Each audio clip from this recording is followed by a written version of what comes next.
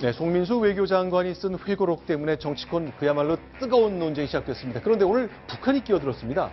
자, 2002년 평양을 방문했던 박근혜 대통령 행적 우리가 공개할 수도 있다. 그렇다면 박근혜 대통령은 처형감이라고까지 얘기했습니다. 도대체 어떻게 된 건지, 최근에 어떤 일이 국회에서 있었는지 하나씩 얘기를 좀 나눠보겠습니다. 자, 손수호 변호사께 좀 먼저 질문을 드리겠습니다. 네. 자, 민화협의라는 데 얘기를 한 거죠? 그렇습니다. 북한의 대남단체 중에 한 곳인데요. 민족화의 협의회입니다. 민족화의 협의회가 발표한 것인데 공개 질문을 한다고 했습니다. 박근혜 대통령에게. 그 내용이 이렇습니다. 10여 년 전에 이제 북에 가서 북한의 그런 환대에 감복해서 닭똥 같은 눈물도 흘렸다.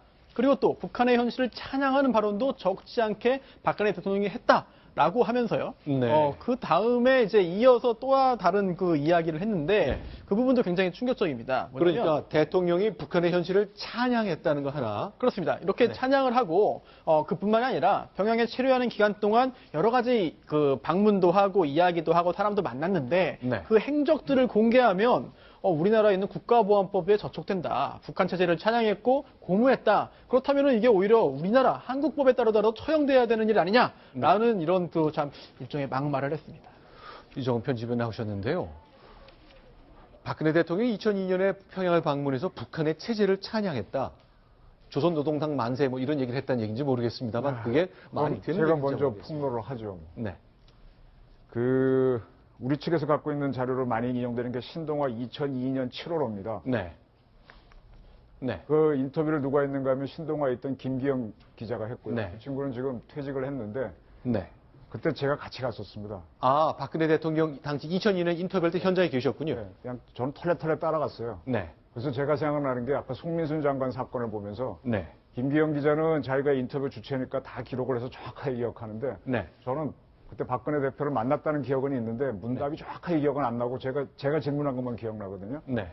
그래서 지금 아까 좀 전에 김기영 기자하고 통화를 해보니까 많은 걸 복원을 시켜주더라고요. 역시 네. 기억보다가는 기록이 정확합니다. 저는. 예. 그래서 그때가 어떤 상황이었는가 하면 2002년도 한일 월드컵이 할 때 한국하고 포르투갈이 시합하던 때였습니다. 그때 우리가 이겼죠. 그래서 이겼죠. 서울 시내가 아주 조용한 상황에서 지금은 홀리데이 인 호텔인데 마포의 가든 호텔에서 그분이 약속 시간보다 늦게 오셨습니다.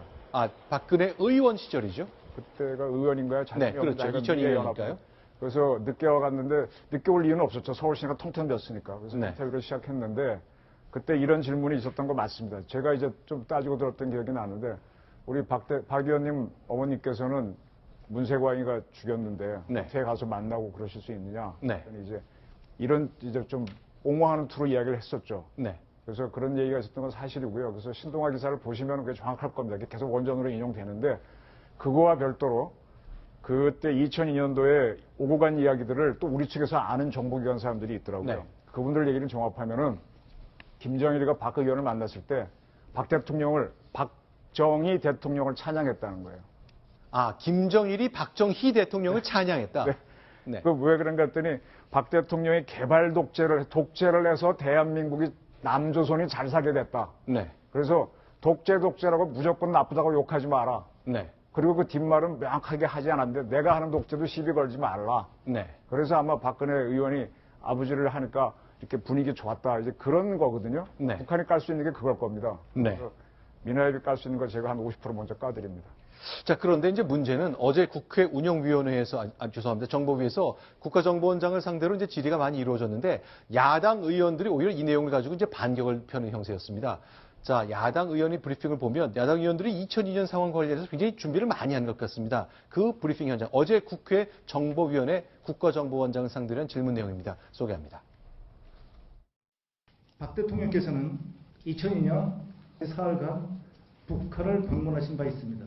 김정일 면담에 앞서 가슴이 뛰었다고 말씀하셨다고 합니다.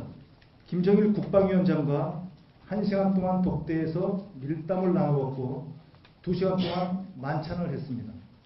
입국 갈 때는 중국을 거쳐서 평양으로 갔습니다. 그런데 서울로 돌아올 때는 김정일의 제의를 받고 판문점을 거쳐 육로로 돌아온 바 있습니다. 당시 북한은 무슨 이유에선지 우리 국정원 비선 채널을 통해 서울 귀환에 협조해 줄 것을 특별히 요청해 왔습니다. 대단히 이례적인 일입니다. 자, 2007년도에 북한의 인권 문제를 유엔 무대에서 지적하는 거 북한한테 물어보고 결재받듯이 했다는 거에 비판이 쏟아지니까 아니 박근혜 대통령도 의원실을 2002년 가서 북한한테 덕담했는데 왜 우리만 갖고 그럽니까? 그런 얘기인가요? 그렇죠. 네. 예. 오늘 김병기 의원이 이제 여러 가지 네. 이 박근혜 대통령의 2002년 방북과 관련해서 뭔가를 터트릴 것 같은 그런 뉘앙스를 풍겼기 때문에 제가 네. 한번 김병기 의원하고 통화를 해보려고 했는데 네. 통화가 되지는 않았습니다. 그런데 네. 그 의원에 있는 보좌관 이런 사람을 통해서 혹시 자료가 어떤 게 네. 뭔가 폭로할 게 있느냐 네. 했는데 자료는 갖고 있지 않다라고 얘기를 했습니다. 네. 다만 그러나 만약에 여당 측이 이렇게 계속적으로 문재인 당시에 대통령 비서실장 그리고 김만복 국정원장 문제를 가지고 계속하면은 우리도 똑같이 그때 당시에 야당 측에 박근혜 네. 야당 측의 박근혜 의원의 그런 것들을 같이 문제를 제기하겠다 이렇게 네. 얘기를 하고 있습니다. 그런데 당시에 네. 제가 한번 그 당시에 박근혜 대통령이 북한에 갔을 때 어떤 얘기를 했을 것인가 네. 하는 내용들은 네. 사실은 박근혜 대통령이 나중에 갔다 온 다음에 방북기를 썼습니다. 네. 방북기를 써가지고 거기 내용들에 보면은 상당히 북한의 나름대로 적어도 네. 최소한 예의를 차리는 네. 그리고 내용을 보면은 예의 수준을 넘어서 약간의 북한한테 좀 찬양하는 듯한 네. 그런 내용들이 여러 가지가 있습니다. 네. 그래서 당시에도 이게 나왔을 때 네. 아니 거기 가서 아까도 우리 이정훈 위원이 얘기를 네. 했듯이 박근혜 대통령의 어머니는 바로 북한에 의해서 살해된 건데 네. 사과를 받으러 가야지 왜 사과도 안 받고 그랬느냐 네. 한 거에서 박근혜 당시 의원이 내가 사과 받으러 간 게 아니다라고 네. 얘기를 했던 적이 있고요. 네. 정몽중 의원의 회고록에 보면은 그 이후에 네. 북한하고 여러 가지 남북 간의 합의가 돼가지고 남북 사이에 네. 축구 경기가 열린 적이 있었거든요. 네, 네. 그때 당시에 한반도기를 서로 가지고 가기로 했었는데 태극기가 등장하자 박근혜 의원이 그때 정몽준 회장한테 왜 태극기 약속을 위반하고 이걸 여기서 흔드느냐 하고 네. 강력하게 항의했다는 얘기까지 들어 있습니다. 자, 그러니까 이제 저 야당에서 얘기하고 싶은 건 이런 거죠. 대통령이 그때 이렇게 얘기했다는 거죠. 남과 북이 제가 읽어보겠습니다. 대화하려고 마주 앉아서 있는데 인권 어쩌고 하면 다 끝나는 것 아니냐라는 겁니다. 그러니까 박근혜 대통령도 인권에 대해서 대화를 위해서 잠시 덮어뒀는데 왜 우리만 갖고 그러냐. 근데 2002년의 안보 상황과 2007년은 좀 다르지 않습니까? 네, 그러니까 그거 맞습니다. 그때 박 대통령이 그런 걸 했다는 걸 알았기 때문에 일종의 제가 저격수로 갔던 건데 그래서 몇 가지 질문을 드리니까 이분이 이렇게 대답을 안 하시고요. 그분 꼭 이렇게 문장을 다 만들어 준비된 답변만 하시거든요. 고개를 돌리고 한참을 계셔갖고 할 수 없이 머쓱해서 일어난 기억이 있어서 별로 좋은 기억이 없는데 문제는 박근혜 대통령은 작년까지 한반도 신뢰 프로세스라고 하는 전혀 비현실적인 정책을 붙잡고 있었어요. 드레스덴 갔을 때 그런 선언을 했었고 그때 뭐 북한을 해방시키겠다는 얘기도 했지만 역시 한반도 신뢰 프로세스였는데 지난 4차 북한 핵실험을 계기로 확 바뀌었습니다. 아주 극적으로 바뀌어서 저는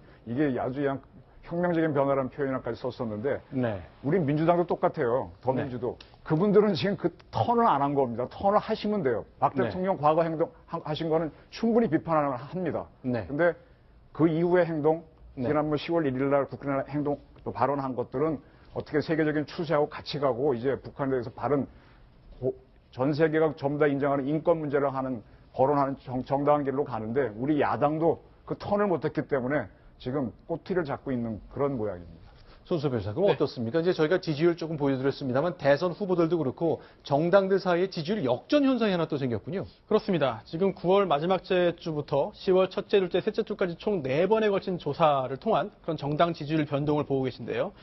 이제 그 가장 원래 높았던 그 새누리당이 갑자기 이제 그 2위로 추락합니다. 네. 그 사이에 일들이 있었던 것이 바로 최순실 씨의 관련된 그런 딸 관련된 이화여대 특혜 의혹이 보도되면서 네. 새누리당의 지지율이 이제 그 하락을 했고요. 네. 또 그와 비슷한 시기에 송민순 회고록이 이제 그 공개되면서 논란이 있었는데 그럼에도 불구하고 이제 더불어민주당의 지지율은 이제 큰 차이가 없었다라고 본다면은 물론 두 이슈 다 굉장히 중요한 이슈입니다만 네. 국민들께서 어떻게 보는지에 대한 그런 그 판단을 좀 할 수 있을 것 같습니다.